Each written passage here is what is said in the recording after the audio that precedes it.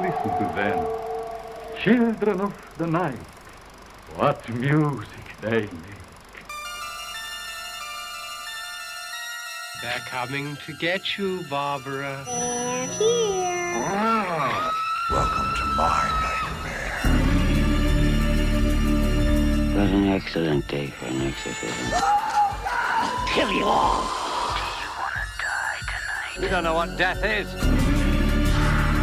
We belong dead. Here's Johnny! I shot him 6 times. Onto your butt. Reach for your legs.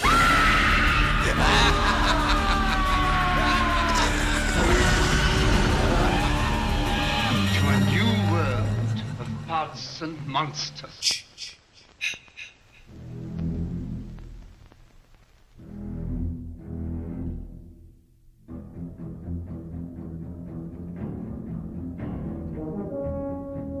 Hello, friends, and welcome to Pods and Monsters.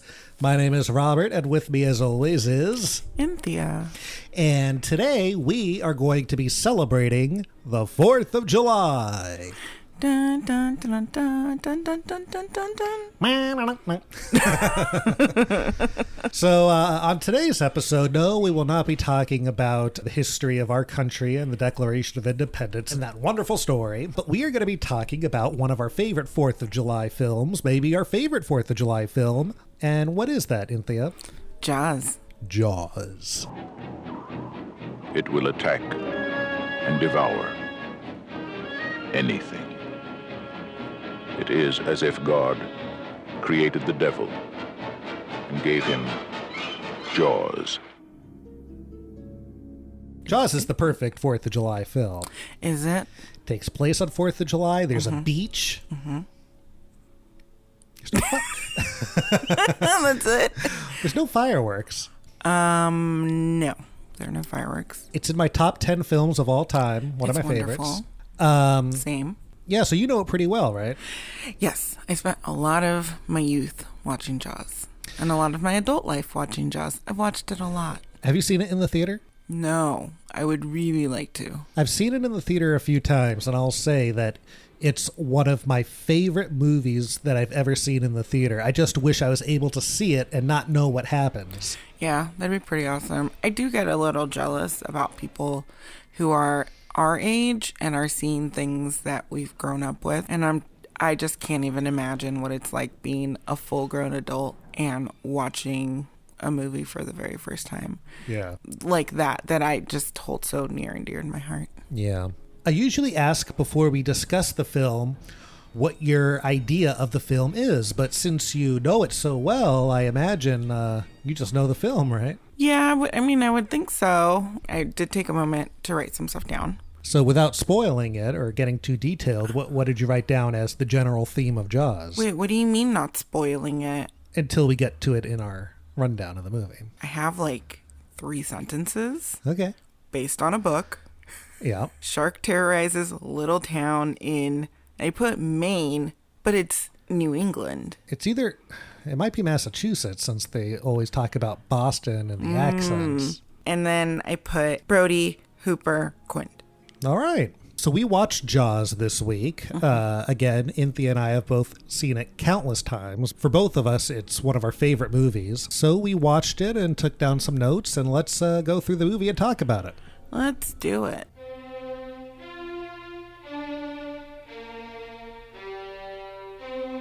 So how do we open? Opening credits. Again, I really love opening credits, just in general.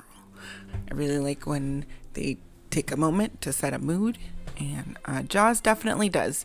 So we end up hearing a sonar-ish kind of sound, as well as underwater noises, and the theme slowly starts to come in. Yeah, and you kind of hear like that sonar noise is kind of, I think, like seagulls or something. And it's very reminiscent of how Alfred Hitchcock's The Birds opens. Oh. Could be a reference. So I will say this. One of the things I really love about this podcast is normally I just sit down and I'm like, I'm going to enjoy this movie and absorb whatever. With this podcast, but I just want to really super absorb it. So I feel like a sponge and I'm letting a movie completely wash over me. And granted, I've seen this so many times. I know how this begins, but I didn't pay attention to like the fact that it starts with a little sonar. It's so faint. And then the theme comes in and it's so low. And I was like, oh, this is brilliant. So we have the slow buildup of the music.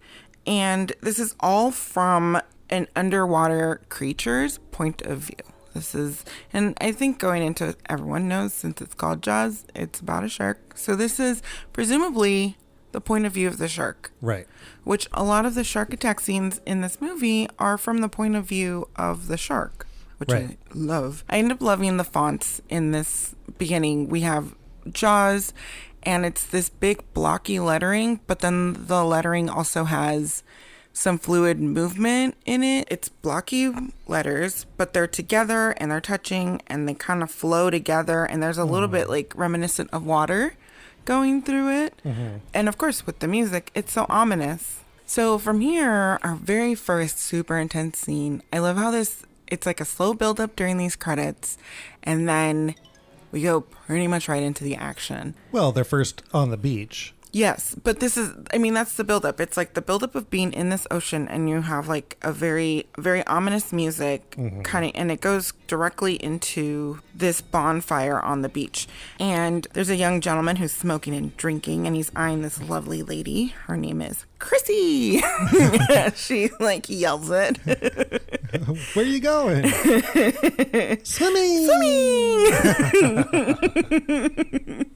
And they take off running down the beach, and he's very inebriated and can't keep up with her. And she ends up disrobing, and he is also, and she ends up beautifully swimming out into the ocean.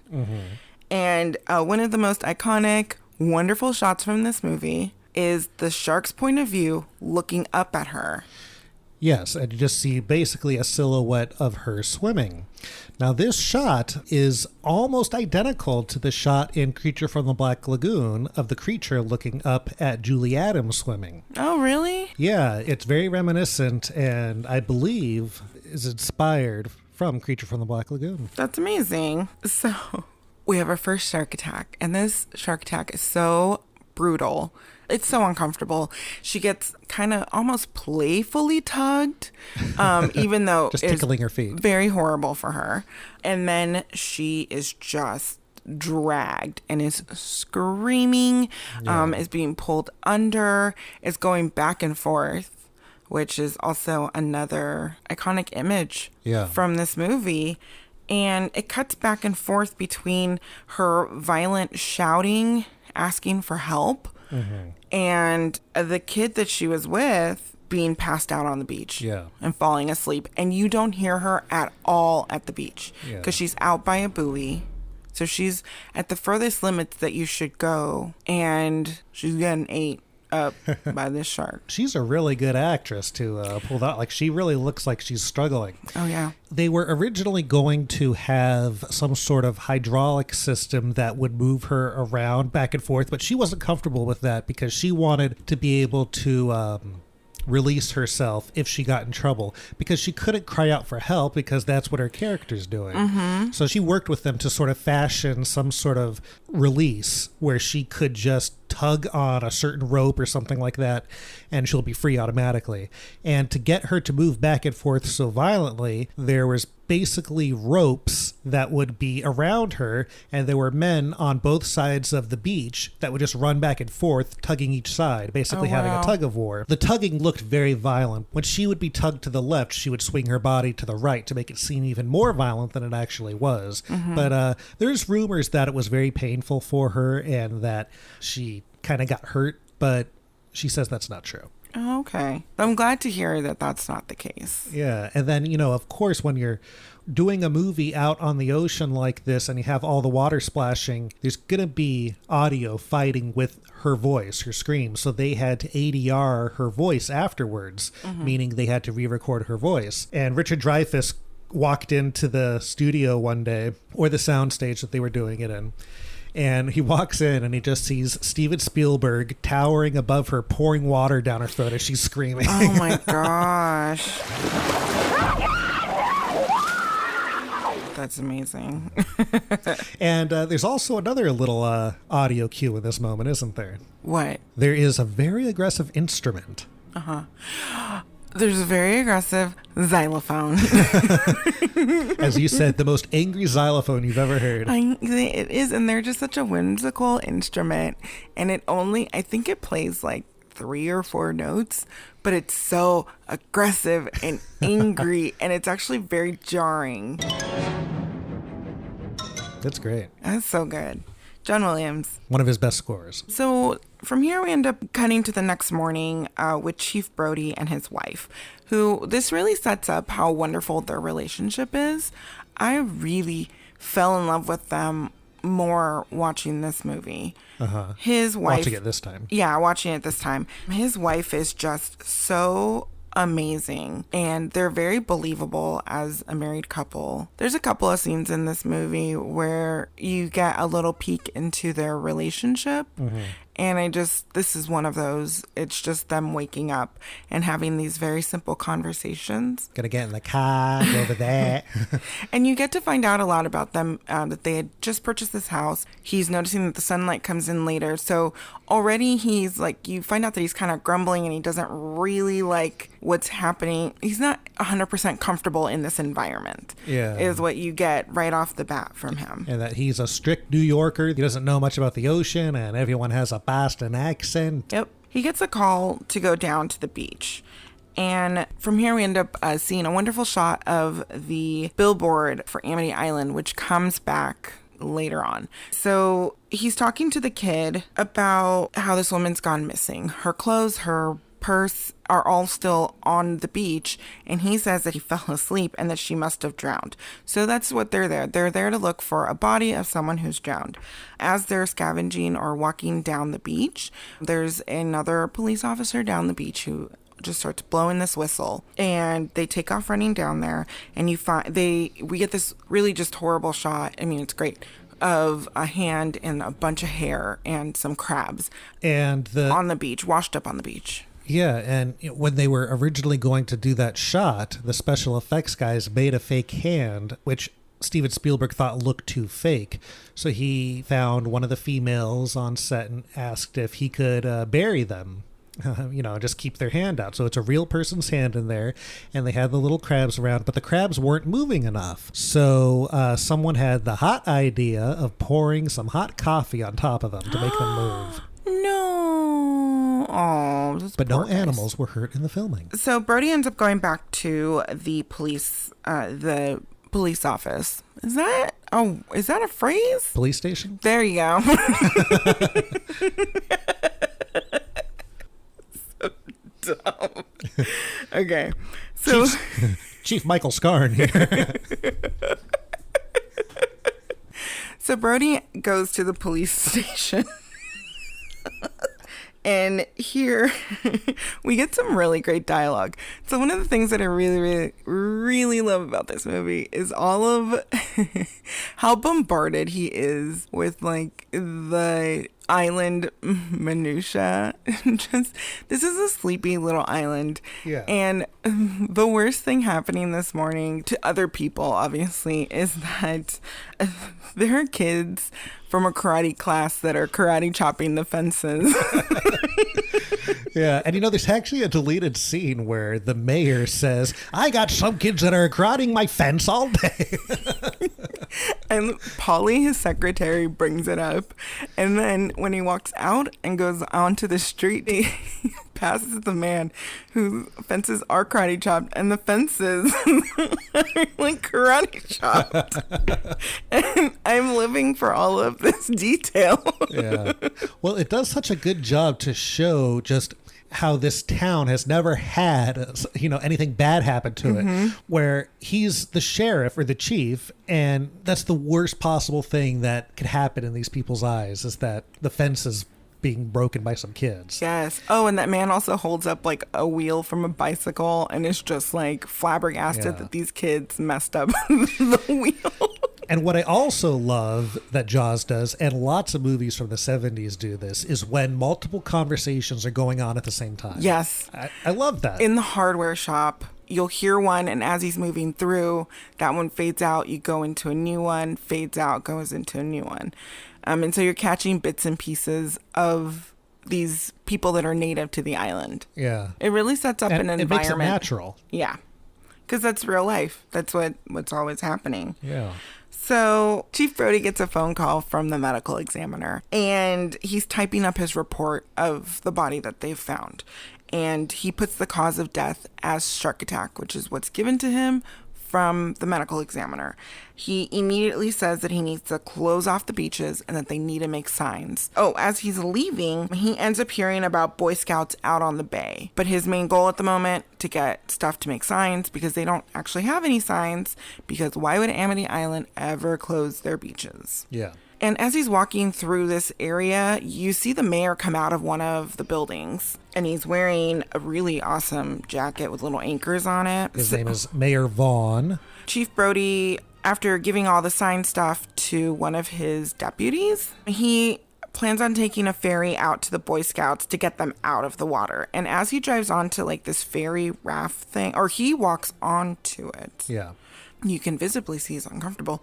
The mayor shows up, and the mayor drives on. He has the medical examiner with him and some real shady, weird guy that I don't know what his purpose is, other than being like the mayor's lackey. He seems like a publicity guy or someone like a public relations. Yeah, public relations. You know, he takes the photo later. But this guy, his real name is Carl Gottlieb, and he was the main screenwriter of the film. Okay, I've heard this name before. And this is such a great shot to even think about doing a whole shot with a car where that's basically everything steady except the background, because they're on this ferry going across the water. It's so neat. This really sets up the dynamic between Brody and the mayor. The mayor is constantly putting Brody in uncomfortable positions, is always cornering Brody so that Brody feels pressured. Brody has nowhere to go. He can't jump into the water. He can't drive off of this raft. They're in the middle of this harbor bay area. Yeah. And the medical examiner takes back everything that he said. He's like, it was a boat. It was a fishing boat accident. Well, yes, I believe it could be a fishing accident. And the mayor's like, we cannot close the beaches. We're not closing the beaches. From here, we get his super iconic quote. I'm going to say the word iconic a bunch, by the way. Yeah, this line is probably my favorite line from the movie. It's the mayor saying, it's all psychological. You yell barracuda. Everybody says, huh? What? You yell shark. We've got a panic on our hands on the 4th of July. It's really good.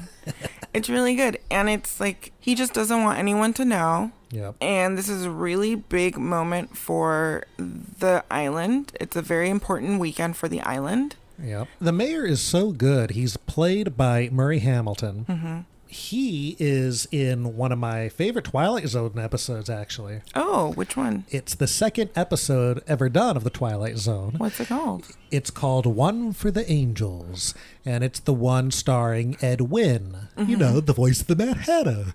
And Murray Hamilton plays Death. You'd require a delay until... Until I make a pitch. You know, the kind of pitch I was talking to you about there. One for the angels, you mean? Next up, we are on the beach, and the beach is popping. There's a lot of people there. And the first establishing shot of this beach is a little boy begging his mom to go back into the water. And she is very reluctant about letting him go back in. She calls him by his first and last name, which is Alex Kittner. And she reluctantly says, you can go back in. During this time of people on the beach, Brody knows something's out there, and he's keeping an eye, making sure everyone's okay, and just kind of waiting for something to happen or hopefully not happen. Yep, he's hyper vigilant, hyper aware of what is happening in the water. He's looking at people swimming. You see the dog, Pipit. Such a cute dog, by the way. Oh, super cute. Oh, and I love, he has this little stick, and he's just like, yeah. A bunch of kids and teenagers living their best life. And people in the water. And there's a lot of the same kind of thing where you're that you experienced earlier on in the movie in the general store, where it's just a lot of conversations, a lot of getting to know people on the beach. As Chief Brody is looking out, he gets distracted by this older gentleman named Harry, who comments about how he doesn't go into the water. We know all about you, Chief. You don't go in the water at all, do you? Oh, Harry. And I believe that earlier on, Ellen is the wife's name. She had commented that he absolutely detests the water. Doesn't get in, doesn't know how to swim. Yeah. Nothing.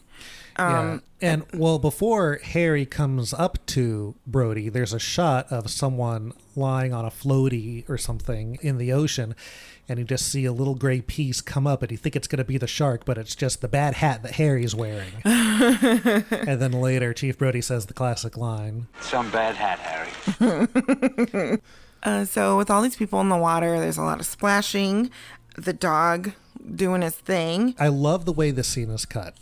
Did you notice the cuts in this scene? Probably not as well as you did. So Steven Spielberg wanted to give the illusion that all of this was one scene with no cuts. Obviously, there were cuts. So what Spielberg did was he had people walk in front of the camera, and whenever they would walk in front of the camera covering everything, that's where the cut would happen, and then it would cut back to Brody looking at the ocean, then cut back to the ocean itself. Mm-hmm. So there's always something kind of wiping in and off on the camera to give the illusion that it's not cutting, it's just someone walking by. Yeah, that's totally how I read this scene. Yeah, it was done very well. Yeah, because when you're like sitting down somewhere and you're observing what's happening, usually there's people that are walking in front of you, so you don't get to see every single moment. Yeah. And your eyes dart around. So yeah, that's really, really great. From here, we get the shark point of view again. And this time it's of Alex Kittner. On his little raft. On his little floaty guy. And so from here, it's a beach view of what is happening. And there's I'm going to say the initial bite. And then it's just these giant fins and blood. And then this amazing shot. I don't know what the type of shot it's called. I'm not sure if the shot has a name, but it's like a forward tracking zoom out shot. So basically, I think the camera is on the same plane as Brody, and as it's being pushed forward, the zoom of the camera is pulling out. So it gives this weird optical illusion. And I think the first time that sort of effect was used was in Vertigo. Something very similar, at least. But it's a classic shot. It's beautiful. It's one of the best shots. Yeah. And talking about those fins getting the Kittner boy, you don't really see what's happening, but you can see something's happening. It's such an eerie shot. I love that. And then there's so much blood in the next shot. And, that was all sort of a happy accident. Originally, there was going to be a raft with a dummy on it of Alex Kittner, and the shark would basically just take a giant bite out of it. There's some still shots of it, and it looks pretty scary, but the shark didn't work right, and it just kind of rolled over, which is what we're seeing in the shot. And they realized, well, this looks really good. Sharks would obviously roll over when they would kill something, when they would bite something. So it was very smart to keep that in. So that's another happy accident that happened because of the shark not working right. Yeah, it's so good. So yeah, the shot with Brody, the music is just you feel his stomach sinking. You just feel all the dread, everything, his worst nightmares come true. And he just takes off down that beach and runs right up to the water line. It's funny how he doesn't put one step in there. Nope, does not get. Everyone else goes into the water to pull people out, and he runs right up to the water line. So you get the bloody raft shot, and it's washing up on the water. And you see his mom looking for him. And everyone knows that this little boy's dead. So from here, we end up at a town meeting. There's a reward posted that is set up by Alex Kittner's mom for $3,000 for someone to kill that shark. We end up meeting a lot of the business locals, people that own businesses on this island, and they are there to talk about what the plans are for the island. Are the beaches going to be closed, and what kind of financial impact this will make on the island. When they walk into this room, there's no one in this big meeting room. The mayor leads them in. The blackboard is sitting at the back of the room, and the blackboard is completely clean. Walk in, and the turtleneck lady, whose name I don't know, I love her so much. She owns a motel. I just love how vocal she is, how matter of fact she is. She ends up saying that I don't find that funny at all. I don't think that's funny at all. I don't find that funny at all. Which is funny because, like, a few scenes later, Brody says the same thing. That's not funny. That's not funny at all. That's not funny. That's not funny at all. So Chief Brody proposes to have shark spotters, extra deputies, and closing the beach. Only for 24 hours. Yep, the mayor chimes in with the 24 hours, and Brody's like, that's not I never agreed to that. Yeah. So I'm just quoting the whole movie here. Yeah, you are. So now the rest of this podcast will be Robert just reenacting the movie. Let me sharpen my fingernails. Here we're introduced to one of the greatest characters in, I think, cinema history of all time. I agree. Quint. I love him. I love him so much. He has done a little arts and crafts, a little doodling on this chalkboard, and it is an amazing shark eating a human, and he gets the attention of the entire room by running his grubby, horrible nails over this chalkboard, and it's horrible. And it's perfect. It's a perfect way for him to introduce himself. And your favorite lady holds her eardrum. Yes, she does. I would too, and I would give him the exact same look. This is one of the best entrances of a character. In his speech about getting his $10,000 fee and how he'll kill the shark is one of the best moments of the movie. $10,000 for me by myself.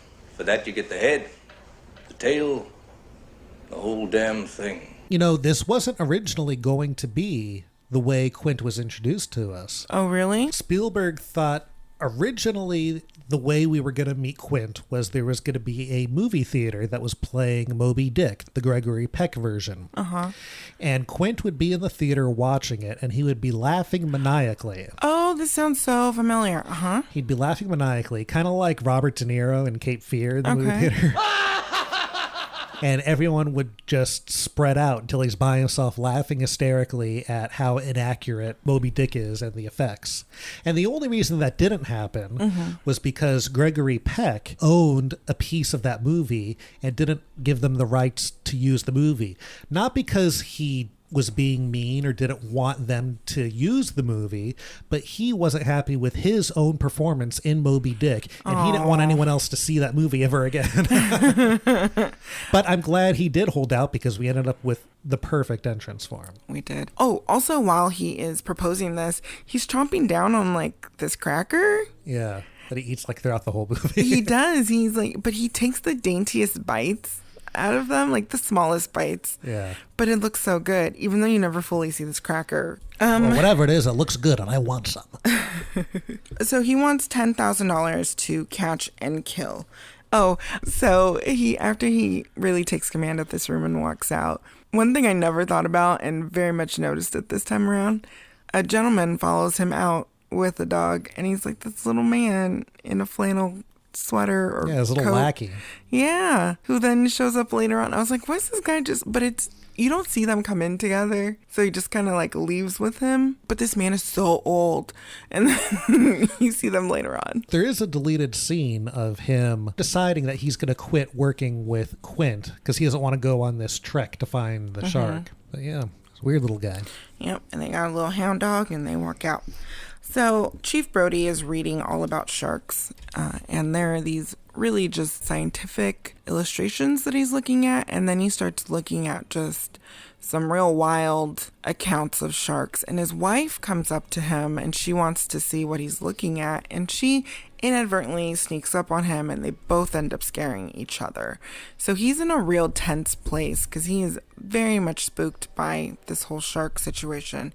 He's uneasy. By the way, there's a dog in this scene, their pet dog, which was Spielberg's real dog. Oh, really? He was in the first scene also. Yeah. Yeah, he's a real cute. I think there were two dogs, actually. Really? Yeah, and I think they were both Spielberg's dogs. So they have two sons, and Michael and Sean? I think so. Michael was given a boat, and he's on that boat in the water, but he's not going anywhere. Like, he is docked. He doesn't want to let his little brother onto the boat, and Chief Brody is just real upset about this. He doesn't even want him in the boat. He wants him out of the boat. And during this moment, he ends up having this conversation with his wife, and his wife is like, you're overreacting. They'll be fine. And he's letting her know his unease regarding this whole situation. Meanwhile, she is thumbing through the books that he's looking at, and they love this. There's a picture of a shark attacking a boat, and she immediately starts yelling at the kids to listen to their father and to get out of that boat and come inside. So I thought that was great because she was like, wait. Yeah, that's a great comedic scene. Then he starts going through the book again, and the pictures are so graphic, and they're real shark attacks. They're really one of the guy's horrible. leg that's shred apart is really so this scene that you're talking about is intercut with this holiday roast scene where the two gentlemen on the dock, one of them ends up complaining about how his wife is going to be so mad when she sees what he's done with all this meat, her holiday roast. You know how many roasts you could buy for $3,000? I love that conversation. So they hook it, put it onto a chain, and throw it out into the ocean tied to like a tire or something. And they're basically fishing for this shark. Yeah. The shark ends up taking the bait, but with it, he takes the dock with it. And so there's two guys on the dock. Charlie ends up falling into the dock. And we have another really great scene where, again, you don't see the shark. This time there was no point of view from the shark, but the shark is this dock. Wherever this dock is going is where the shark is. Correct. And so it's heading out to the ocean, and then you see it just turn around because Charlie is swimming in the ocean, and that dock is heading straight towards Charlie. And the music is built up so loud at this moment, and it's cut with, "Come on, Charlie, swim for your life." Yep. Take my word for it.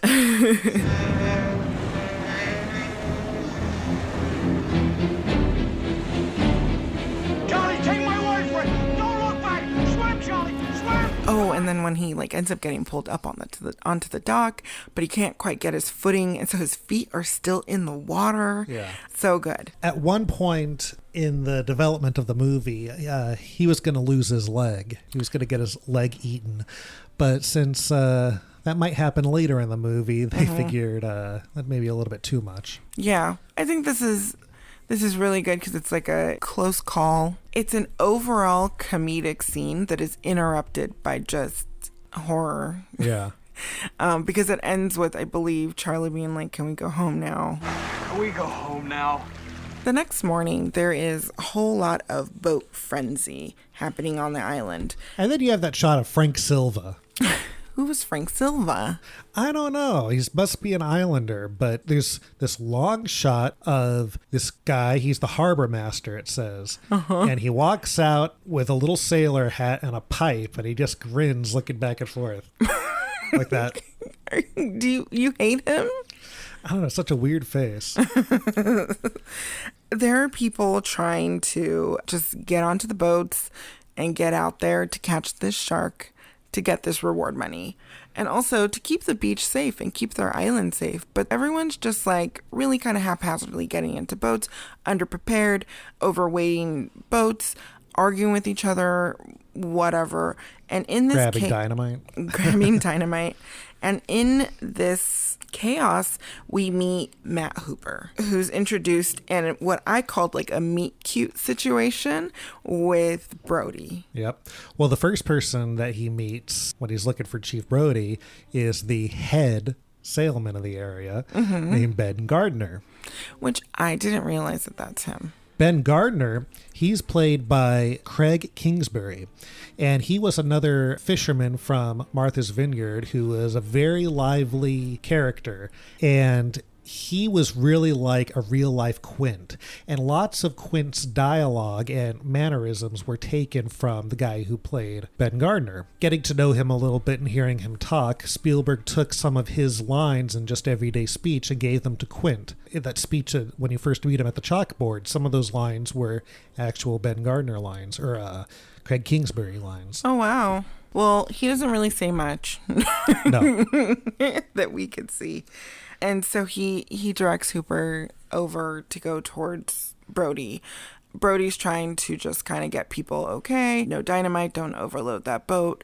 And they end up meeting each other. So Hooper ends up doing his own medical investigation. He wants to see the remnants of the body. He's in from the oceanographic. Yeah, it's a hard word to say. Yeah, it is. And Brody says it so well. Oceanographic. Ocean. Oceanographic. That oceanographic. And he wants to go over the body. He wants to look at it himself. And he has a real intense reaction. Parodied wonderfully by John Belushi on Saturday Night Live. Oh, it's so good. It's just so good. Oh my God! You can't tell me this woman was killed by falling out of a tree. What is it? Land shark. But this is another great scene. What I like also is he has this reaction and he's, taking notes. He's wearing a little microphone and headset to record his findings. And he asks for a cup of water because it's just affecting him too much. And he kind of swishes it around in his mouth. And I like how that's foreshadowing later when he goes into the cage and he says, "I got no spit." Oh, yep. Mm-hmm. Yeah. Oh, yeah. Good one. Yeah, totally. I do really love his reaction. I think his acting is so spot on. Like he comes in, he knows that he's here to talk about a shark. And when he's investigating, he's also noting that it seems like the bite radius would be to, I think he called it like a squalus or something. Yeah. But that it seems like it might be much larger than what you would normally find. So already you know that this is just going to be, something is wrong with this shark. This shark is just already a monster. And he is so disturbed by what is happening. He has such a passion and he's just so angry and scared. It wasn't any coral reef, and it wasn't Jack the Ripper. It was a shark.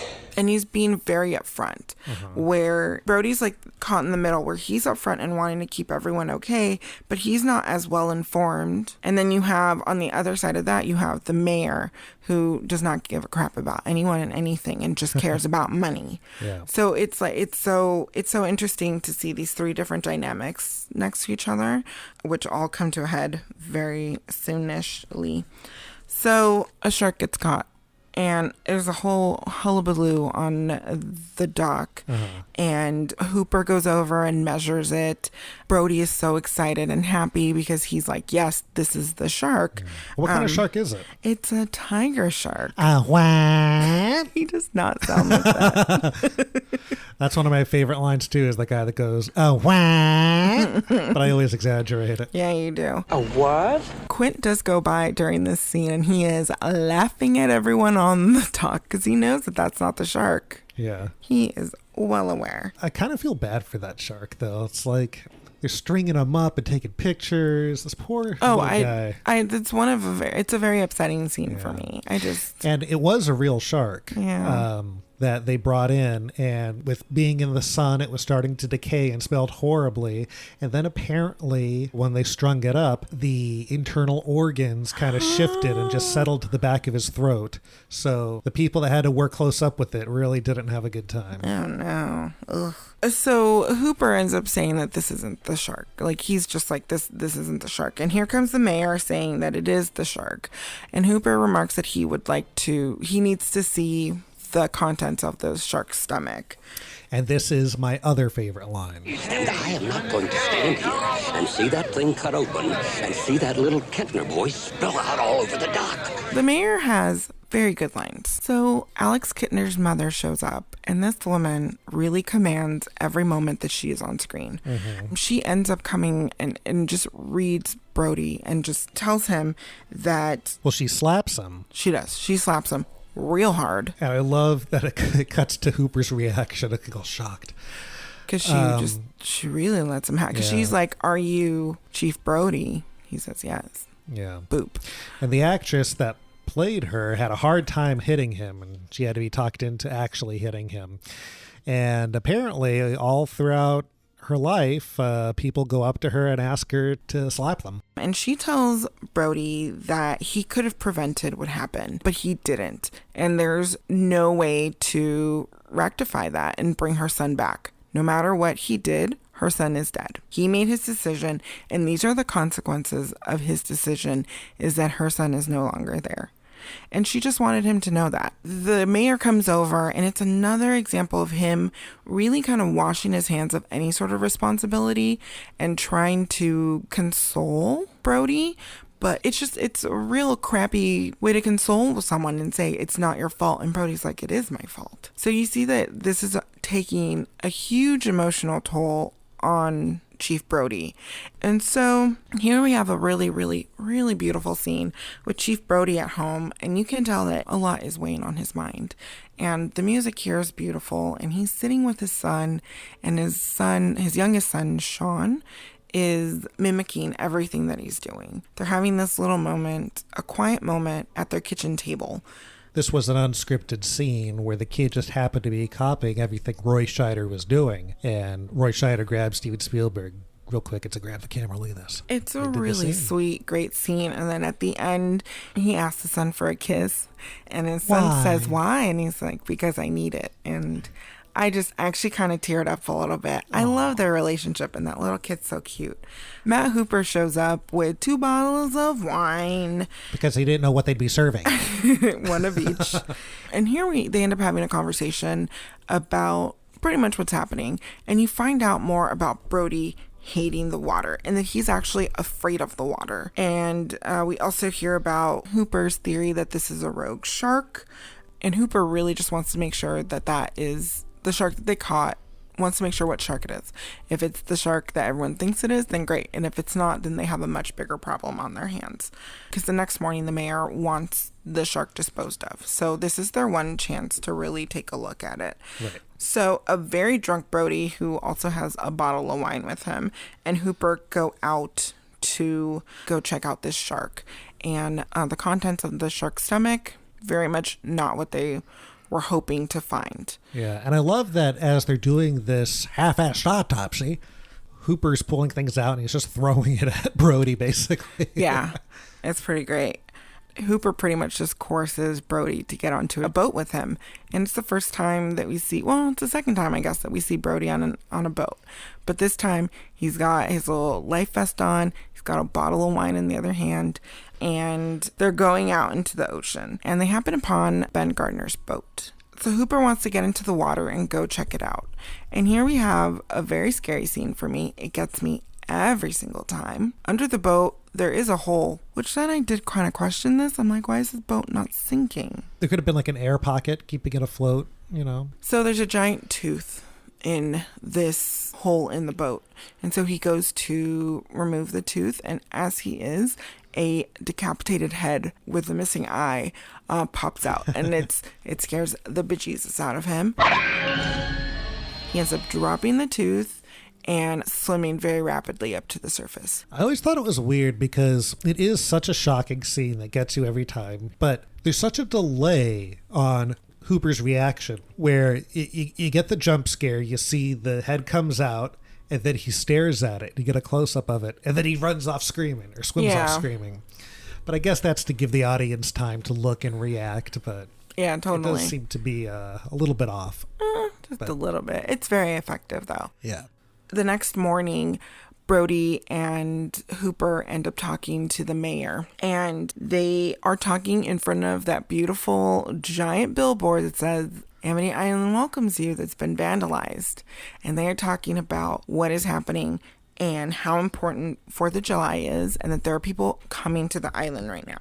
Brody's making calls to get backup and help to keep people safe, but the mayor absolutely refuses to close the beaches. For Christ's sake, tomorrow's the 4th of July, and we will be open for business. And so we end up seeing the throngs of people just descending on the island.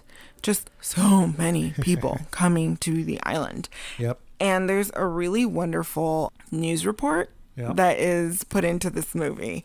And the news reporter at the end says that there's a cloud hanging over the island in the shape of a killer shark. And then I thought of that Mondo poster that came out where it has the clouds in case in the shape of a killer shark. And do you know who that reporter is? Mm-mm. That's Peter Benchley, who wrote the novel Jaws. Yeah. Oh, he's so great. He makes a wonderful reporter. Well, he was offered that role, and, of course he took it, but he, besides being an author, was a reporter and a journalist, so he had some experience with that. That's excellent. So, tons of people on the beach However, no one is swimming, and the mayor's walking through, and he ends up running into a gentleman and pressuring him to go into the ocean with his wife and their grandkids. I would assume so. They're pretty old. Yeah. What does that guy do for the mayor, I wonder? I do too. I feel so bad for that family. They look so scared when they go into that water. The way when they show his wife and she just looks so uneasy as she's pushing these kids out on this floating dinner plate, basically. I don't know what I'd do. I'd just say, no, we can't. We're not going in there. What are you going to do to us, Mayor? But pretty soon after they go out, everyone follows suit. Yep. Or should I say follow swimsuit.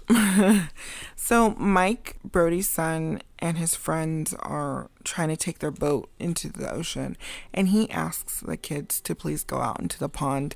Kid doesn't want to. He says it's for old ladies and kids. But he's like, please just do it for your old man. Just go out there. So Mike and his friends go out to the pond, which is presumably the safer place to be.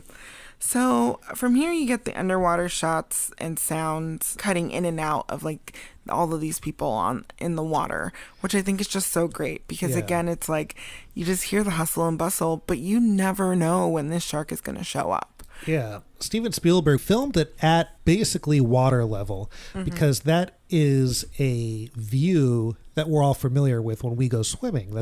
He basically put the camera where we would see things. Yes. But I do love it where if the water covers the camera, the sound goes out to an underwater sound. And then as soon as it is free of the water, it's the normal sound again. It's really great. Yep. The mayor's being the mayor and just schmoozing and being a jerk to people. And a shark soon is spotted by one of the spotters on the beach. And people start to panic. You see this woman also who backs up and is freaked out and mows over. And it is just complete chaos. It is awful. There's a man who pushes the kids off of the raft and then takes their raft to pull himself into shore. Well, the first guy that has that weird look as he sees, I guess, the fin and then backs away. I always thought that was John Ritter. But yeah, this is a great intense scene, and Brody's freaking out, saying, "No whistles, no whistles." Yeah, he's trying to get people to be calm, but also have a sense of urgency where it's just mass chaos and panic. There's a point where there's a woman clutching a baby in the ocean, just standing there screaming. And then there's a gentleman who's also trampled. It's just insanity. It turns out to be a prank. It's two little boys with a cardboard cutout who, when they come up for air, there is just a gaggle of people pointing shotguns at them. Which is funny. Again, I know they extend it so we get the point, but they emerge from the water, they take off their fin, take off their goggles, and they look up, and all the guns are pointing at them. By this point, they know that it's not a shark. They've been up for 5-10 seconds, but you got to get that point across. Yeah, for sure. And I love how the little one immediately rats out the other one. It's like, he made me do it. So as everyone, there's the panic on the beach right now. There is a woman who has the most amazing outfit on ever in this entire movie. She spots a shark going into the pond, and Brody starts running towards that pond because he remembers that Mike is in that pond. And I mean, in general, he'd run towards it anyway. And so here we get the attack in the pond. Yeah, and this has, again, another one of my favorite lines. That guy showing off his Boston accent. Haul in the sheet, make it fast. You guys okay over there? I love that guy. Yeah, he's really great. All in the sheet, make it fast. Hey, you guys. You guys okay over there? The shark ends up tipping over all of the boats in this and ends up attacking this gentleman. And we get a really just horrific but wonderful shot of the shark going in. Yeah. And it's an aerial view of what's happening. That's my favorite shot of the shark throughout the whole movie. The first shot where you just see him underwater, you can't really make out what it is. Mm-hmm. It's very scary. And the shot where you see him more clear is terribly scary as well. Yeah. I feel like there's one little part where he looks like a little puppy dog, but... In that scene there? No, later on. So he attacks this dude, and we get a view of a severed leg falling to the bottom of the pond. Yeah. It's a very good severed leg. It is. Are you going to tell me that someone actually severed the leg for this? No, it's not a real leg, but there is a little bit of a story about that, or about this scene. Originally, it was going to be shot differently, where the guy, he ends up getting attacked by the shark, and he is being dragged by the shark, and he grabs onto Michael to move him out of the way, but he holds on to him for a while, and he's kind of riding with him as he's being dragged, and his head's just cocking backwards and blood's coming out of his mouth, and then he finally lets go of Michael as he goes under. Spielberg thought that's just too horrific to do. Yeah, it really is. And then with the leg, the original shot lingered on it for another second or so. They ended up cutting it because they really wanted to get this, a PG rating. Because there was no PG-13 back then. They didn't want to get the R rating. And the note that they gave was just to cut a second's worth off of that leg, really. I wonder if maybe it turns and you see a little bit like of meat and stuff like that. Like some insides of it. Who knows? So severed leg falls and the shark swims right past Michael. The whole island at this point gets a glimpse of the shark because you see the fins and it starts swimming out to open water. And Michael's in shock. He gets pulled onto the beach and Brody is tending to him. And this is his son. He has a moment where he looks out into the ocean where the shark is gone. And he has this look on his face where he knows what he has to do. That he has to confront A, the shark, and B, the ocean, whatever is out there. Like, now he has to face it head on. They can't keep skirting around the issue. And C, Quint. So next, Brody is in the hospital with his son. Brody's real amped up. And the mayor is there. And the mayor is definitely in shock. The mayor's trying to rationalize his decisions by mumbling to himself and saying that he was just doing what was good for the island. And Brody comes up to him and is like, I have the contract. You're going to hire Quint. And the mayor is a little reluctant. And he tells him that his son was there also. So they end up hiring Quint for the amount of money that he requested. So here we get a really great more time with Quint. The rest of this movie is just the Quint show. He's laying down his terms, and him laying down the terms starts as soon as the mayor starts signing the paperwork. Right. And you see him walking through his little shed. There has to be some sort of term for this.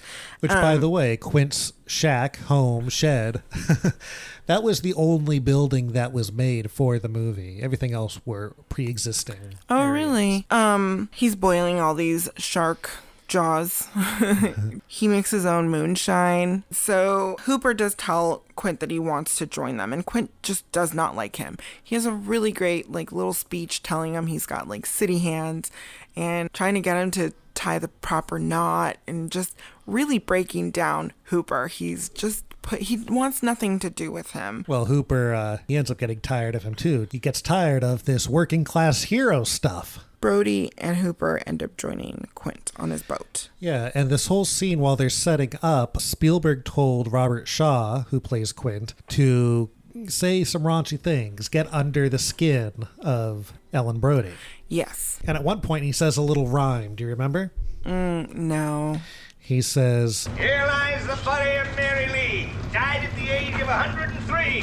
For 15 years she kept her virginity. Not a bad record for this vicinity. Oh, yes. I do remember that. So Spielberg loved that. He said, you're going to have to tell me where you got that from so we could get the rights to this. We might not be able to use it if it's too expensive. And he told Steven Spielberg that he doesn't think he's going to have a problem getting the rights because he read it off of a tombstone at a cemetery in Ireland. Oh, my gosh. That is wonderful. Yeah. Robert Shaw was wonderful. Robert Shaw really was wonderful. I mean, the man is definitely not flawless, but he's a character for sure. Is this the first time we hear him sing his song? Yeah. Okay. Farewell and adieu. And it's as they're leaving the harbor, and we get this shot through the shed, through the window of these boiled shark jaws of the boat leaving the harbor, and then it goes red. So this is a lot of foreshadowing. Yeah.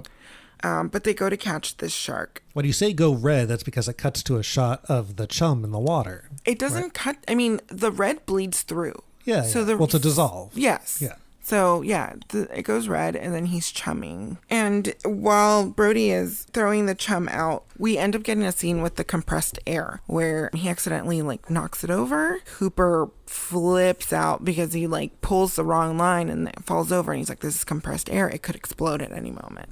Damn it, Martin. Quint does open this beer, chugs it, and then just crushes the bottle or the can. While glaring at Hooper. And Hooper is drinking water out of a cup. Paper cup. And cup. And then crushes the cup right back at him. I really love their chemistry. I believe they didn't like each other. Robert Shaw gave Richard Dreyfuss a really hard time on the set, much like how Quint gives Hooper a hard time on the set. But Richard Dreyfuss really looked up to him and admired him and really did love him. So we got a shot of the fishing line. So Quint has set up this thing where he's going to go fishing for this shark, and he's just settled in and trying to get the shark. Hooper is driving. Brody is trying to learn how to tie a knot. It's called eel. And the fishing line gets pulled, and very sneakily, Quint straps the fishing line to his body for leverage. And this is one of the most suspenseful scenes of the movie because, you kind of feel like you're let in on a secret. Hooper and Brody have no idea what's about to happen, but Quint does. And he secretly, without their knowing it, prepares for what's to come. Yep. So from here, the fishing line takes off, and he's trying to follow the shark. He yells commands at Hooper, and then the fishing line doesn't necessarily go dead, but it stops. And he says that the shark is under the boat, I believe. Yeah. And he says that he knows that he has the shark.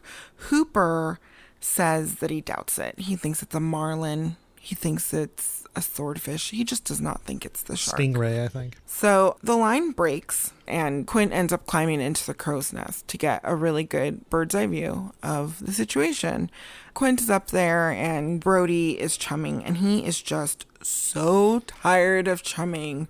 He's so upset. And it's this shot, it's kind of like an over-the-shoulder shot of him throwing chum into the water. And he turns his head towards the camera to talk some trash to the guys because he's just over it. Yep. And here we get our first full-on down-the-barrel shot of the shark, who comes up out of the water and scares the crap out of Brody, who then backs away from it and goes into the boat where now Quint is inside. And you get another iconic line. You're going to need a bigger boat. The most famous line from the movie, ad-libbed by Roy Scheider. It wasn't in the script. Really? Yep. That's a great line. But what I find funny, though, is that Roy Scheider knew it was going to be a classic line, and he says it 2 other times, right after that. I just feel like, I came up with this great line. I better use it as much as I can, because later when they're all in the panic to try and catch the shark, he's like, we're going to get a bigger boat, right? And then later, as the scene's fading out, he's like, maybe we could go back to land and get a bigger boat. Yeah.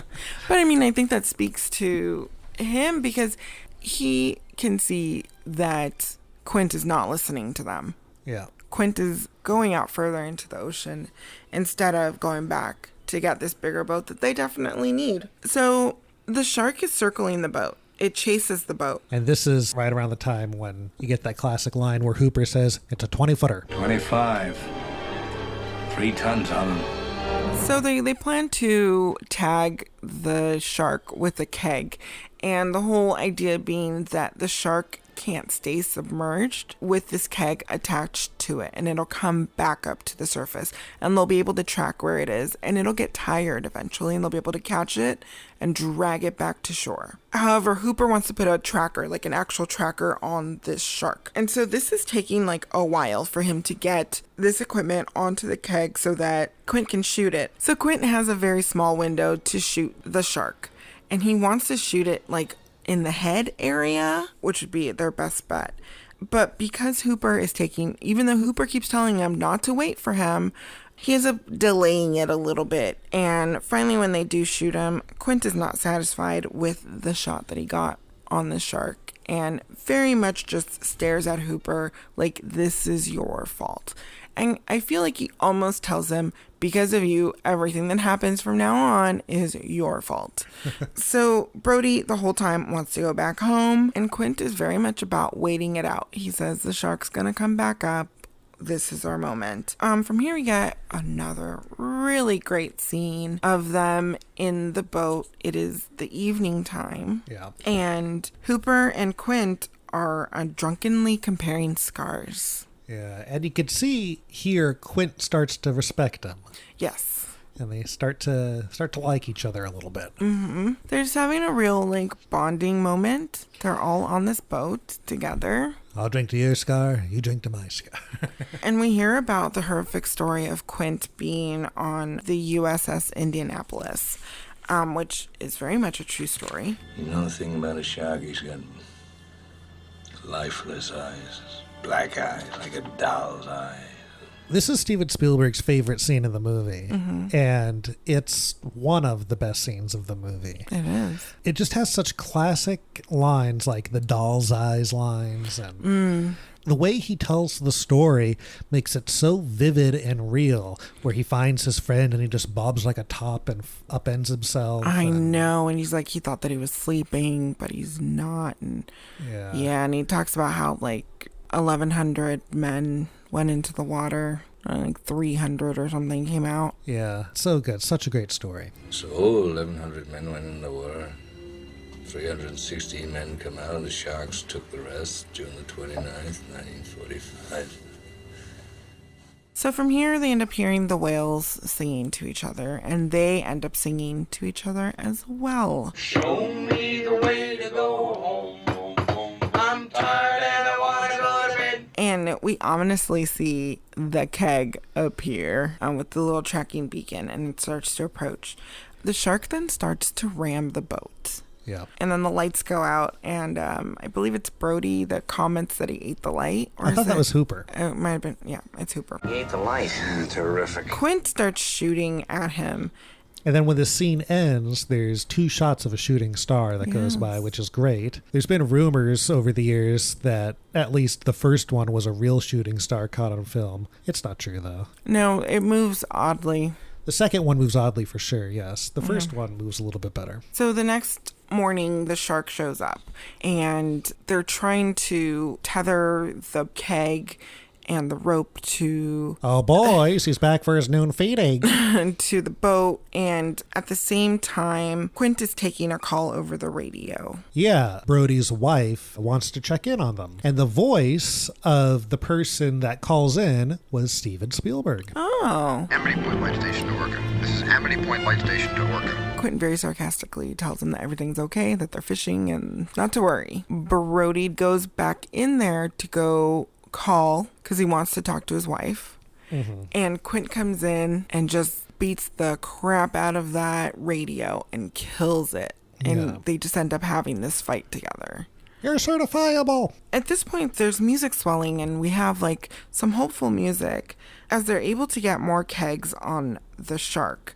And Brody also just pulls out his gun and starts shooting the shark. Yeah, there's a group of some funny outtakes of Roy Scheider filming this scene where the gun never works. He's just getting angrier and angrier. Action. Gun jam. Gun doesn't fire. And action. Gun doesn't work. Ah, please. Cut. The shark starts dragging the boat, and it is bonkers. Just how powerful it is at making these waves and soaking them good. They're just being taken for a ride. And because of the damage that he did previously, the engine is now starting to really get flooded, and the boat is taking on a lot of heavy damage.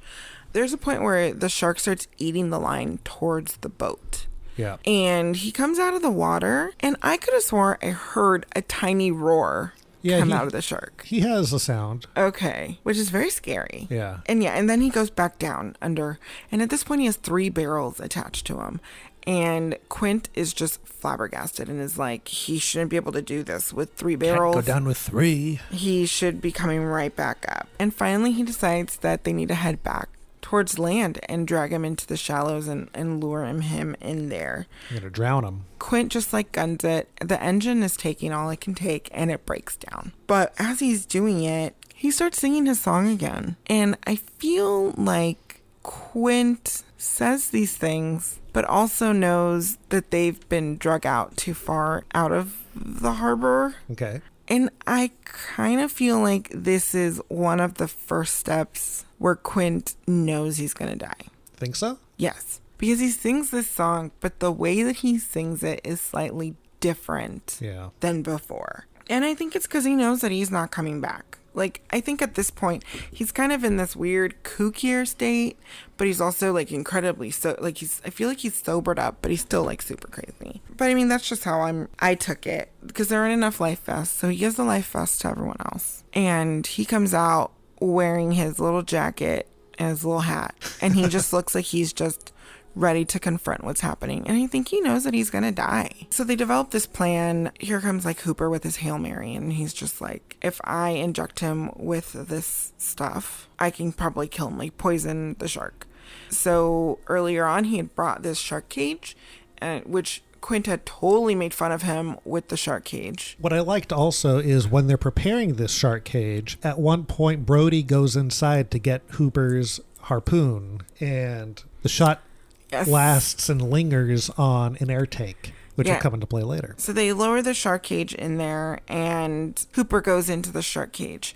And in here we get a lot of footage of a real shark interspliced with the mechanical shark. Yeah, they filmed a lot of real shark footage here, along with inside of a tank on the MGM lot. Oh, okay. So Hooper gets attacked by the shark, and as much as he tries to settle his nerves and be able to be prepared for the shark, it takes him by surprise, and he ends up dropping the harpoon needle thing that he has. He's always dropping stuff. He is. And the shark is attacking him. So Hooper escapes and goes and hides behind some rocks, like in some coral. And Quint and Brody bring the shark cage back up. It's completely broken. It's in shambles. They assume that he got eaten and is dead. Yeah. And as they're doing this, as they're kind of gathering themselves, the shark jumps onto the boat. Maybe the most classic shot. Yes, he attacks the boat. He starts to kind of tip the boat, and so everything is sliding towards them.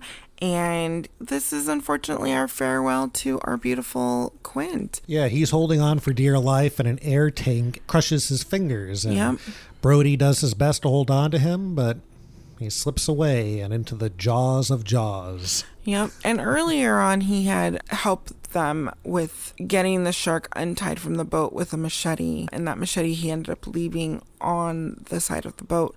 And so he grabs this machete to try to hack at the shark and give it all he can. But we do end up see him meet his demise with the shark, and he gets dragged into the ocean. Yeah. And it's so scary. And I can only imagine that making Jaws, working with that animatronic must have been really scary. Like, he just looks so scary, and I would be freaked out to be in the mouth of that thing. I would too, but then you see like that one shot of Robert Shaw laying right next to the shark. Yeah, but still. And he has like his legs crossed and his arms behind his head, and he's like, do do do do do, just me and my friend. And so Brody's moving through the cabin of the boat, and just in the nick of time, he misses the shark coming through one of the windows. So here comes this the beautiful air tank thing where he starts hitting the shark with it. But I think he realizes that he could presumably get this into the shark's mouth, and the shark is chomping a bunch. Yeah. So why wouldn't, if the shark has all this pressure from his mouth, chomp, chomp, chomp, he should be able to chomp through this. And if you remember earlier in the movie, when he's looking in the book of shark photos, there's a picture of a shark with an air tank in his mouth. I did not remember that. Yeah. So he shoves it into the shark's mouth, and the shark retreats, and this boat is going down. So he starts scrambling around, does not have a life preserver on or anything, and ends up climbing to the top of this boat that is sinking. Yeah, he climbs to the mast as it's sinking. He grabs a long stick with a point at the end of it and the shotgun. Yep. The shark is trying to bite at him, and he's poking at it. He's just gonna murder our hero Brody. And then the shark pretty much ends up like, I'm gonna say like taking like a running start towards them. Yep. And Brody still has ammunition in his gun and starts shooting at the shark and trying to aim to get, he says the classic line, "Smile, you son of a," and then as he's saying bitch, he ends up shooting the tank and exploding the crap out of the shark. Smile, you son of a... Pieces go flying everywhere. Pieces do go flying everywhere, and there's also that very serene shot of the shark. That is a beautiful shot, and the music is really good. And there's a dinosaur sound effect in there too. What? I'll tell you more when we get into the making of. Okay. So he ends up killing the shark, and he's all alone on this boat. And here comes Matt Hooper. He's come out, and as soon as they see each other, they both just start laughing because they survive this horrific ordeal. Yeah. And Matt asks about well, it's another one of my favorite lines. He says, "Quint." No. Yep. And then they both go very somber. Then they look over and there's some kegs still around, and he's like, "Can we swim back on those?" And our departing shot of our two heroes is them paddling back to land on these kegs. And what do they say? What's the final line? I used to hate the water. I can't imagine why. Yeah, and then your roll credits. It's the beach, the very, very recognizable shoreline of Amity Island. Little lighthouse. And you see them very tinily coming onto shore as the credits are rolling on this fantastic film. And then you think back to yourself, boy, what did I just see? Did I see one of the greatest pictures of all time, or did I? And yes, you did. It's so great. It's a really great film, but that's Jaws. And did you love it? You recommend it? Oh my God, I super recommend it. Would you say it's in your top 10 movies of all time? I would. I love Jaws. I didn't see it much as a kid. Did you? I watched it a lot as a kid. Like, I think I really got into it probably when I was around 13 or so, 14. Mm-hmm. So that was our little recap of Jaws. We both love it very much. And why don't we talk a little bit about how Jaws was made? You know what, Robert? Why don't we talk a little bit about how Jaws was made? Okay. And here we go. Wrong movie. So as you know, Jaws originated as a book written by Peter Benchley. Mm-hmm. Peter Benchley was inspired somewhat by a real fisherman catching this giant shark in 1964, and he thought this would be a great story if this giant shark, attacked the town and fishermen were going after it. Jaws was not the original title. He had a hard time coming up with a title. He would come up with all these really pretentious sounding titles like The Stillness in the Water or Leviathan Rising. So he and his publisher decided that, they used the word Jaws quite a few times throughout the movie. Why not just call it Jaws? They didn't know what that meant, but, just the jaws of the shark, I guess. But he thought, it's a neat looking word. It might work. So they did it, and a classic was born. Oh, I'm so glad. It gets right to the point. Have you read the book? No, I have not. Well, do you mind if I give you some spoilers? Or not at all. I saw the movie.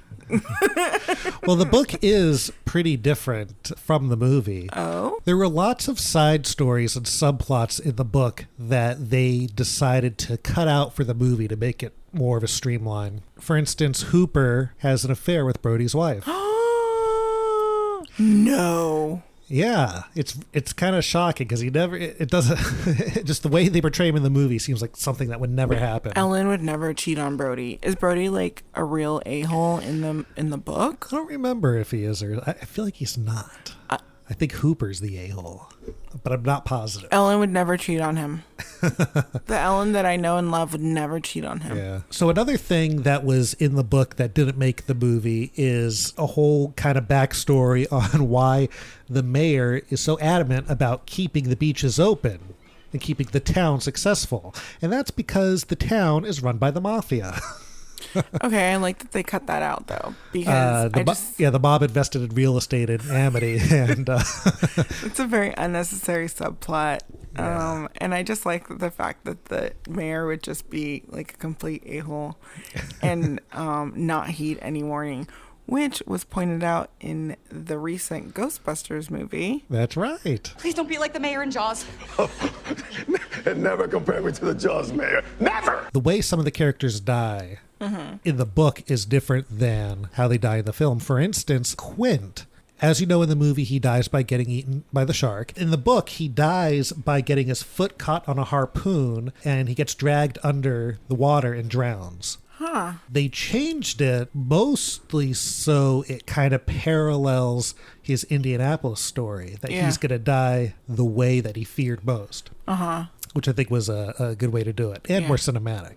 Yeah, it's much more cinematic. And you can see the fear in his eyes. Yeah. As he's just, So also in the book, Hooper dies. And originally, when they were making the movie, he was going to die in the movie. The only reason he escaped from that cage and lived was because when they were shooting the footage of the real shark, it got caught above the cage and had that great scene of it thrashing around, and they didn't have anyone in the cage at that time, so they had to get him out of that cage to use the shot. So they came up with the idea that he escapes and hides.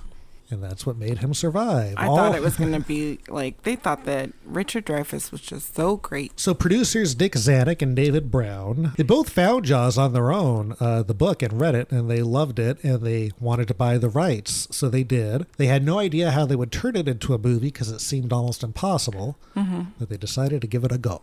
Nice. Steven Spielberg first saw it apparently sitting on someone's desk at a studio, and he took it and read it, and he saw a lot of similarities between this and Duel, which is one of Spielberg's first movies, a television movie about a truck chasing a man in a car, played by Dennis Weaver. And Spielberg, he felt like this was sort of a sequel to Duel, like in the same vein, the same family, and it kind of is. It's one's on the land, one's on the water. When they decided to make the movie, Peter Benchley, who wrote the book, wrote the first script also. At that point, Spielberg was interested, and he wrote a draft. Spielberg wrote a whole script himself. And in Spielberg's script, that's where you had that opening with Quint in the theater and some other things. A few things did make the final cut, one thing being the dock scene with Charlie and the other guy. Okay. And the reason Spielberg wanted that in the movie so bad is he wanted the shot of the pier stopping, turning around, and coming back. It's such a great shot. To get it's him. Such a great idea. After Spielberg wrote his version of the script, a man named Howard Sackler picked it up and wrote some more. And his script, he himself felt like he didn't get adequate time to work on it. So he didn't want credit for writing the script because he didn't get enough time to work on it. But his script was the one that really made Spielberg really excited and got him to sign on. I guess before, when he wrote the script, it was him. Basically, he was just writing out his ideas, and the way he wrote out his ideas was by writing a script. So now Spielberg signed on, and the final guy they got to write the script was Carl Gottlieb. Now, the reason they got him was they had to shoot early to avoid some sort of actor's strike or something. Okay. So they were told they need to start shooting on this day, but the script wasn't complete. And they had this guy named Carl Gottlieb who was going to be playing the part of the mayor's publicist, whatever you call him. And he was a writer too. So as they were making the movie, they were writing the script as well. So they basically start shooting the movie without a script and without the cast fully casted. Oh, So they're going to be making the movie, so now you got to get your cast together. So, of course, the star of the movie is the Brody character. And the first person that came to mind was a man who had just made a big picture for Universal in 1974 called Earthquake. And that's Charlton Heston, who I love. Charlie Hero. Charlie Hero. But Spielberg, he decided that he didn't want to use him because he didn't want to use someone with that big of a name. And Charlton Heston is known so much to always play the hero that he figured people would think the shark would have no chance against Charlton Heston. Yeah. It's like Jaws versus Moses. You know who's going to win. Yeah, I'm glad that did not work out. We're going to need a bigger boat. No, I would have thought that it would have been like... kind of like you're gonna yeah, kind of like Silent Green is made of people, but instead it's you're gonna be need a bigger boat. So apparently Charlton Heston was not happy about being turned down, and he vowed to never work with that director again, or ever. Or ever. I'm like, they never work together. That's okay. I don't know if he really said that. Steven Spielberg did not need Charlie Hero. Hey, don't put down Charlie Hero. I'm just saying. In terms of casting Quint, the first choice was actor Lee Marvin, but Marvin himself said, well, he'd rather go fishing than be in this picture about catching a shark. And there's also a rumor that Robert Duvall talked Steven Spielberg into directing the movie, and because of that, Steven Spielberg offered him the part of Brody, but Duvall wanted the Quint part.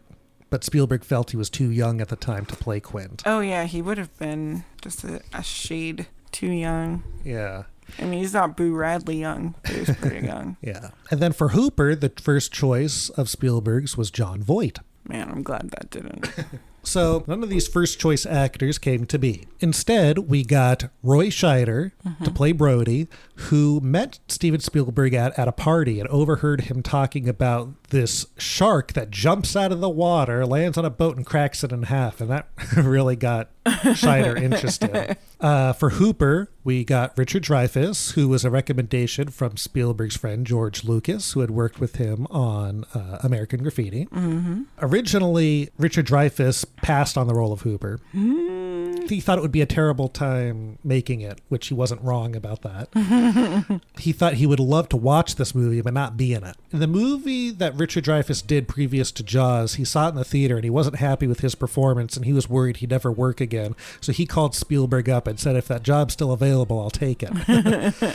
So he became Hooper, and then I think the producers suggested looking at Robert Shaw for Quint, and that is how the cast came to be. Speaking about different actors that were suggested to play the parts, Peter Benchley, who wrote the script, his suggestion of who should play these three characters was Robert Redford, Paul Newman, and Steve McQueen. But, you know, Spielberg didn't want to use huge actors. A lot of times he doesn't like using huge names. Like Jurassic Park doesn't have anyone huge, or at the time they weren't huge. Yeah. So originally, the shoot was supposed to be around 55 days, and it ended up being 159 days. Oh my gosh. And people were just so upset thinking the movie would never end. They're having such a terrible time because for several reasons. One, Steven Spielberg demanded that the movie be shot on the ocean, and a movie had never been shot on an ocean at this point. And it's very difficult to shoot on an ocean because of the tide pulling everything out, things changing, wind, sun. It was just a horrible time, and you had to wait so much. Most of the time was just waiting. Some days they would wait all day and not get anything done. Another problem was the script wasn't finished, but because of all the waiting, they had time to finish it. And the third problem is the shark would never work correctly. The film and its production was nicknamed Flaws because there were so many problems. So Spielberg, he admitted his mistake eventually of wanting to shoot it on the ocean, of being a naive young director. And he eventually said, you know, if he shot it in a studio tank or a controlled lake, it would have looked exactly the same. You think so? You could have painted out, you know, things to give it more of a horizon. But yeah. It could have. Depends how they shoot it. I don't know. I think that maybe these quote-unquote horrible conditions for everyone really added to probably the acting. If it had been in a controlled setting, I think a lot of things would have gone too perfectly, and then we wouldn't have this amazing film. Well, that's true. All of these setbacks and problems made the movie the incredible movie it is. Yeah. So they decided to shoot at Martha's Vineyard, which is a New England town. The reason that they chose Martha's Vineyard was not because of the quaint little town itself, but because it was the only area that had sort of a sea shelf, meaning they could take their equipment and boats out 12 miles, and the deepest the ocean would get is 30 feet. They had lots of town people from Martha's Vineyard playing characters, some bigger parts than others. It sort of became a little production company of characters. But I think they were getting tired after 159 days of them being in their town and wanted them to leave. So now that you have your cast and you're starting to shoot, you have everything ready, you need the shark. Yes. So the person that built the shark, or the inner workings of it at least, he also did the giant squid from 20,000 Leagues Under the Sea. And they got the shark working at Universal Studios, and it worked fine. They brought it to the set, or to Martha's Vineyard, to do the shooting. They put it in the ocean, and right away it sunk to the bottom. They brought it back up, and it had lots of problems. And basically it would never work because it was never tested in salt water. Just in fresh. And the salt really messed with the controls, and he would just go crazy. It wouldn't do what they needed. Yeah. And all over the island, Richard Dreyfuss would hear, "The shark is not working. The shark is not working. Repeat, the shark is not working." Every time we go on the studio tour at Universal Studios, we hear it also. Yeah. And finally, the shark was working. "The shark is working. Repeat, the shark is working." It worked for such a little amount of time that what we see in the movie is basically all the footage that they got. Good. Yeah. I mean, like, it sucks that they spent that much money on it, but it really forced them to be more creative with how they were going to show this. And like the reveal at the end is just so impressive and scary. And I mean, it's a big old shark, but it's just, you're imagining the worst thing possible. Yeah, it wouldn't have been half the movie it was with the shark working. Agreed. Like the first scene of the girl being killed, the shark would have shown up and killed her. Wouldn't have been a reveal. Right off the bat, we would have had that, and yeah. So there were 3 sharks made for the film. There was one that only had the right side of him complete, one that only had the left side, and then a complete shark. So they got the shark working enough where they had a successful movie. And at this point, I'm just going to give you some little facts of things that have happened throughout the production. One, I thought it was interesting that, do you remember what the name of their ship is? The Orca? The Orca. The Orca is the only known predator to the great white. Oh. So at one point, the Orca, it did start to sink for real. Oh, really? And Spielberg was on a loudspeaker saying, "Save the actors, save the actors." And there's like this old man who's a sound guy who's holding his equipment above his head saying, "F the actors, save us." And the camera got submerged, and they thought all the footage was ruined, but it ended up being okay. And it wasn't that big of a deal. They fixed the ship up, and the Orca was on its way. Carl Gottlieb, the writer, he cites The Thing from Another World and It Came from Outer Space as influences for the movie, which you could kind of see. Like, The Thing from Another World kind of waits for the reveal of the monster till the end. And, okay. So you can kind of see what he's talking about there. That was his inspiration. We talked a little bit earlier about how if they had the shark working, the first scene would have had the shark in it. Well, in Spielberg's original script, he had a different idea of how the first scene would be, and it wasn't Chrissy swimming in the ocean. He thought of an idea where it would be a harbor master at night in his little shack, and he's watching television. And as he's watching, you could see him, and behind him is a window, and there's a bunch of ships docked. And you could see in sequential order each ship start rocking back and forth, like something is coming towards him, causing the ships to start to move. And then he's drinking his coffee, and he runs out, and he's going to clean his coffee pot, and he goes and dumps it in the water in the ocean off the dock. And at that point, the shark appears and swallows him whole. Interesting. Yeah, it seems kind of neat. So making this movie was really exhausting for everyone involved, especially the actors. I do tend to drink when totally bored. Roy does exercises, Roy Scheider, and sunbathes. Scheider does that, and Dreyfuss talks. Dreyfuss just talks interminably. When they were on the ship, everyone at one point got seasick. And at one point, Robert Shaw got really sick, where he couldn't even move really, and they said there's no way he's gonna do his scene. He can't even talk really. Well, they're doing the scene. It's when Hooper's steering the boat, and Brody and Quint are at the fishing line, and they call action, and then at the top of his lungs, Robert Shaw just yells, "Hooper, you idiot! Starboard, ain't you watching it?" As soon as they called cut, he collapsed.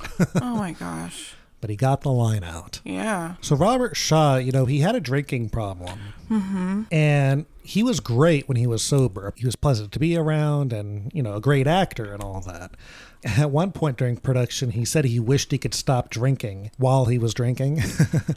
So Richard Dreyfuss took his glass and threw it into the ocean. Oh my gosh. And everyone got really scared.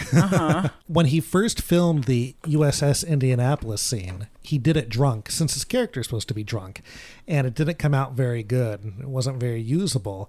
And he called Spielberg late at night and asked him if he could redo the scene. And he did it again the next day in one take and got that great scene. The Indianapolis scene was penned by that third writer, the one that didn't take credit, Howard Sackler. But he only mentioned that, basically Quint tells the story of being on the Indianapolis. He didn't write the words that he was going to say. Okay. And then someone took a crack at writing it. I don't remember exactly who it was, whether it was Carl Gottlieb or Peter Benchley. But eventually Robert Shaw said he can't say it the way that it's written. So Robert Shaw himself wrote the whole speech. Oh, wow. And made it the way it is. And he did such a fantastic job. Yeah. Well, Robert Shaw, he was a playwright. Oh, really? I did not know. Yeah. During that scene, the Indianapolis scene, the shot of Quint pulling his tooth out from a fight, that was an idea of Robert Shaw. He really had a little fake tooth that he pulled out.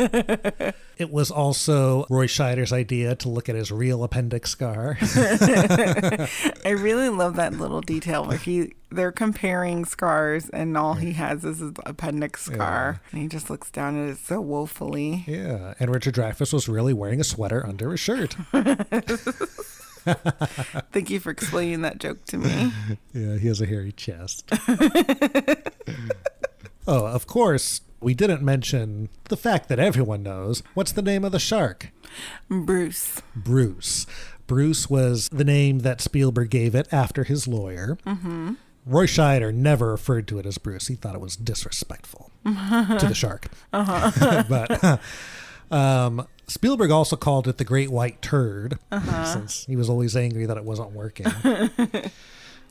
Peter Benchley, who wrote the book, he was around for a lot of the filming. He was eventually thrown off the set because he did not agree with the climax of the movie. How so? Well, the way the story ends in the original story, in the book, the shark gets harpooned, it has a couple of barrels on it, and eventually just sinks to the bottom of the ocean.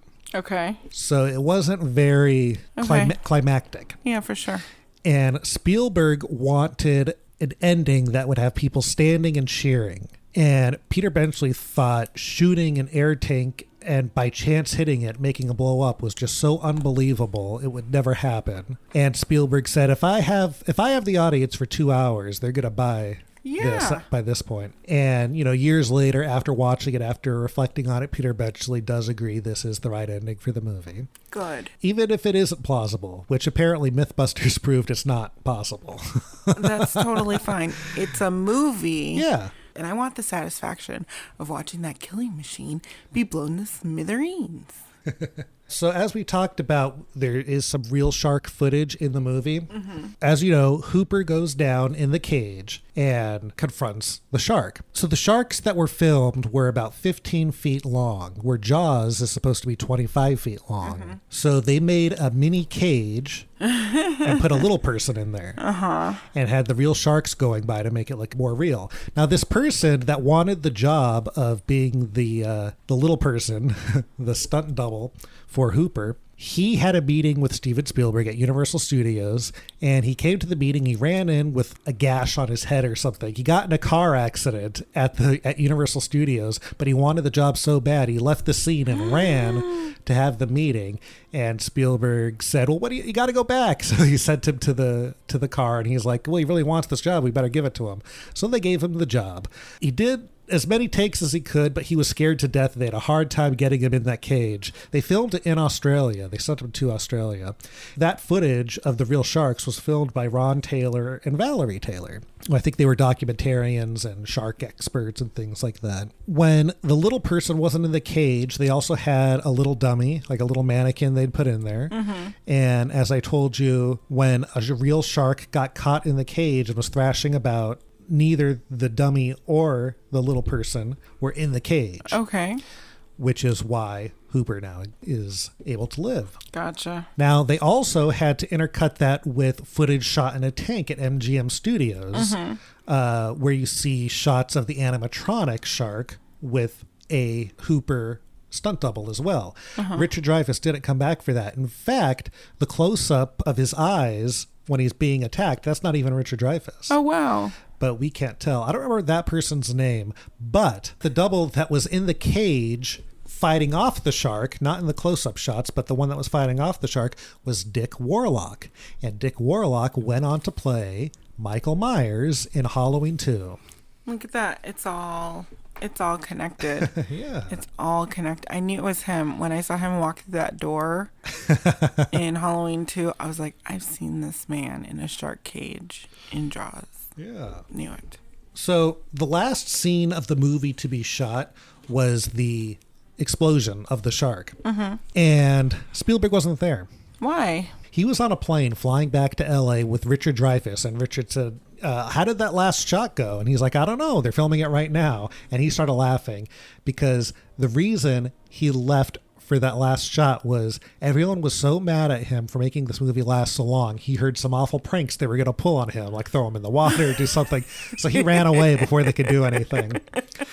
And it became a tradition of his where he never shoots his last shot on whatever movie he makes. So the movie was edited by Verna Fields, and she was a great editor. She did American Graffiti also. Oh. And she does a great job. She won the Oscar for Best Editing for this movie. When they did an early screening of the cut, the shot where the shark pops up during the chumming scene, everyone freaked out. Popcorn went flying, and they were going crazy, screaming. And Spielberg loved it so much, and he said, I think I have a chance to do this again, give them another scare.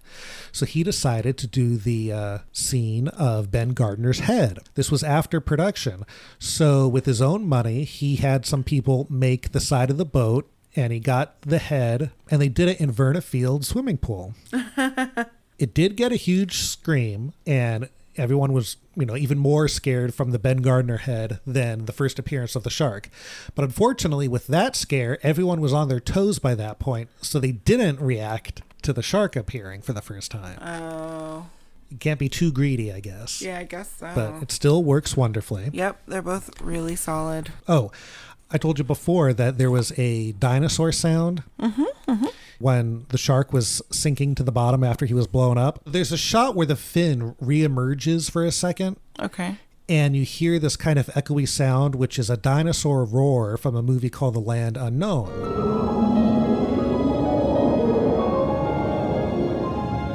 But it's significant also because Spielberg used that same exact sound effect when the truck in Duel flies off the cliff to eventually end the film. And I think in that one, there's a bunch of smoke, and it emerges out of the smoke, much like how the shark does in Jaws. And you remember I told you earlier that he felt that Jaws was sort of a sequel to Duel, so he kind of tied it all together with that dinosaur sound. Oh, it's so funny. Yeah. So the movie finished. It became the first summer blockbuster. It was booked to play in over 1,000 theaters, but the studio cut it back to under 500 because they wanted to make people wait in lines and make it be a real blockbuster. Oh my gosh. Because the president of Universal thought that the best publicity was to have a line outside the theater. I suppose. So it did great. It became the most successful movie of all time. It opened June 20th, 1975. And it was really one of the biggest marketing campaigns up until that point. Commercials on TV. Movies didn't really do too much of that before this point. And it has an amazing trailer with that voice. Jaws. See it before you go swimming. As I told you, Verna Fields won an Oscar for editing. It was nominated for 4 in total. It won 3. It won Best Editing, Best Sound, and Best Music by John Williams. Now, John Williams, this was really his breakout movie. He had done dozens and dozens of movies before. He won an Oscar before this even for doing Fiddler on the Roof. But that wasn't his own music. It was his arrangement of pre-existing music. But Jaws was like the first blockbuster. It led to all the Spielberg movies. It led to Star Wars. It led to everything. It is such a great score. His favorite moment of the score is when they put the barrels on the shark for the first time and you get that adventure music, Yeah, you know? yeah, the and hopeful music. Yeah, the hopeful music, and then it just kind of dies down as the barrels go under. That's his favorite moment, and that is a great moment. Bring it on a barrel! I'm coming around again!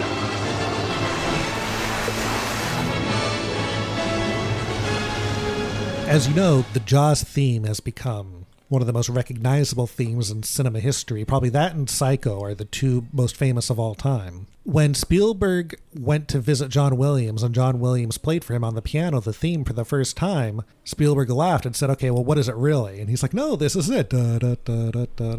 And he thought he was kidding because it was so simple, but sometimes simple is the best way to go. Yeah. And it just became one of the most classic scores of all time. Yeah. I mean, it does begin with those notes, those few notes. But then once those horns come in, and it's just like, oh, it's so good.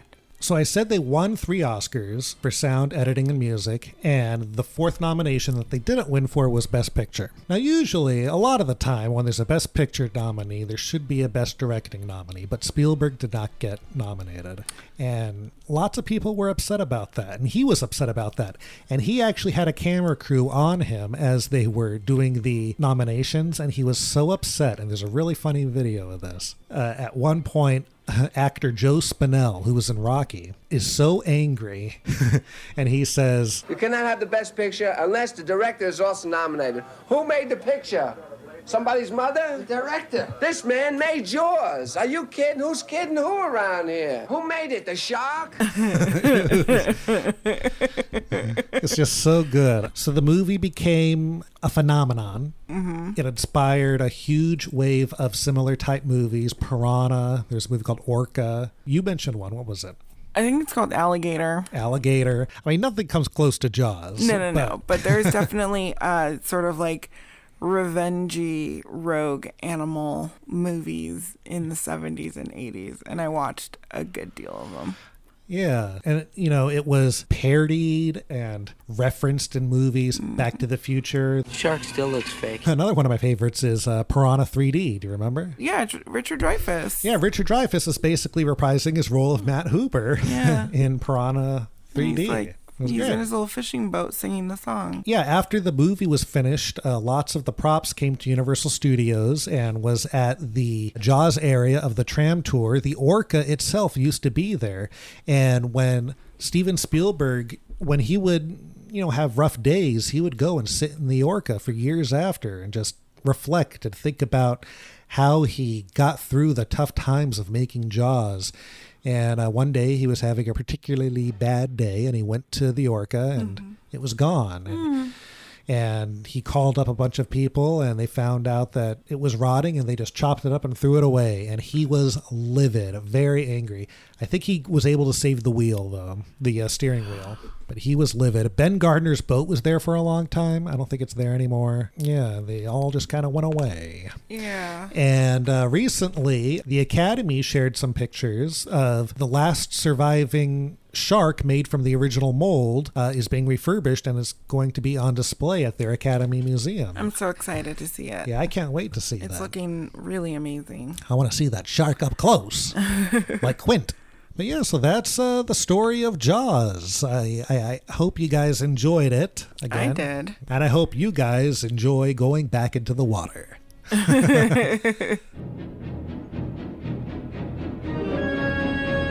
So where can they find us, Cynthia? You can find us at Pods and Monsters on Twitter and Facebook. And we're Pods and Monsters Podcast on Instagram.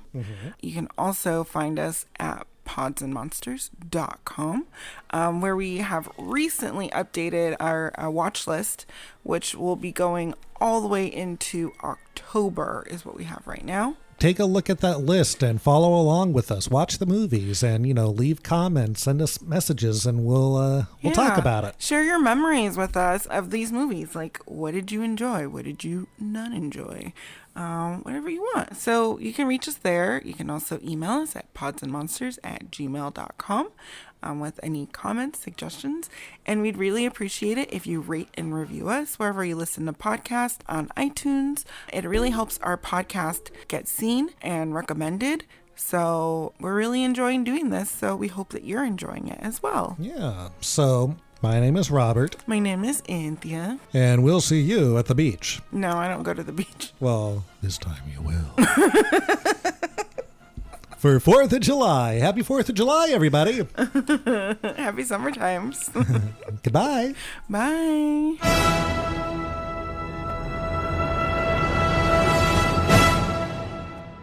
Farewell and adieu to you fair Spanish ladies.